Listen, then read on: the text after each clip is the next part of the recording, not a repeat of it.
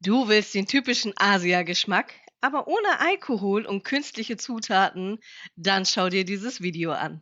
Also, ich habe hier ein sauberes Gefäß. Ich habe es vorher nochmal mit starkem Alkohol ausgewischt und gebe jetzt meinen selbst hergestellten Koji-Reis hinzu. Das ist fermentierter Reis. Wie der geht, das verrate ich euch am Ende des Videos. Da habe ich noch mal 'ne Playlist. Und dann hier links haben wir ganz wundervoll fermentierten Pflaumensirup. Es geht aber auch mit jeder anderen Süße, ausgenommen Erythrit und Xylit. Es muss tatsächlich ein richtiger Zucker sein, denn die Bakterien brauchen den zum Verstoffwechseln. Die Mengenangaben, die ich hier verwende, verlinke ich euch wie immer einmal unten in der Beschreibung, kommt aber auch noch mal zum Schluss in der Rezeptkarte. Pausiert dann einfach das Video und dann könnt ihr euch ganz einfach einen Screenshot machen. Und wozu braucht man jetzt diesen Mirin-Ersatz? Ich sage extra Ersatz, denn eigentlich ist dieses japanische Würzmittel immer mit Alkohol und wird mit Reiswein gemacht. Ich zeige euch heute eine alkoholfreie Variante, die wirklich ganz einfach herzustellen ist.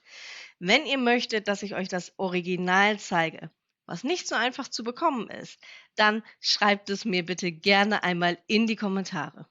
Ich habe jetzt die Zutaten hier einmal vermischt, lasse das Ganze wie bei dem Shio-Koji, das ich euch schon gezeigt habe, einmal bei Zimmertemperatur stehen. Und der Shio-Koji ist quasi das salzige Pendant dazu. Ich habe hier jetzt einmal die Süße und man merkt tatsächlich, dass die Fermentation eine andere ist. Wozu brauche ich dieses Würzmittel? Zum Beispiel für Glasuren für Gemüse, Tofu oder Fleisch. Ihr bekommt eine süß-würzige Teriyaki oder auch Ponzu-artige Soße. Ihr könnt es für Dressing und Dipsauce nutzen mit Sojasauce und Sesamöl. Es rundet Reis- und Nudelgerichte ab. Ihr könnt es für Suppen oder Brühen verwenden. Und wer möchte, kann es so fermentiert nach den 5 bis 7 Tagen dann einfach mixen und für 2 bis 4 Wochen im Kühlschrank lagern. Wer es länger möchte, sollte es noch mal ordentlich erhitzen und damit pasteurisieren.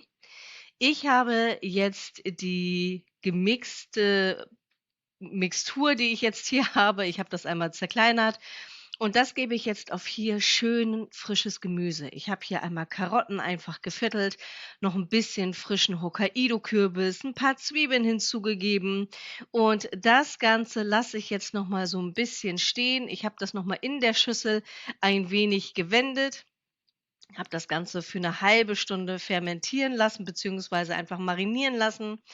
Und ich kann euch sagen, ich war ja schon beim Shio-Kochi maximal begeistert und überrascht, weil ich das tatsächlich durch, ja, meine Eltern und meine Familie, die sind nicht asiatisch. Ich kannte das überhaupt nicht und das ist wirklich etwas, das ihr ausprobieren müsst und auch der Mirin-Ersatz, der ist so, so lecker und es folgen noch weitere köstliche Rezepte und wenn du das nicht verpassen willst, dann abonniere gerne hier meinen Kanal kostenfrei und gib mir gerne einen Daumen hoch und teile die Videos, damit auch andere sehen, wie einfach und lecker man zu Hause fermentieren kann.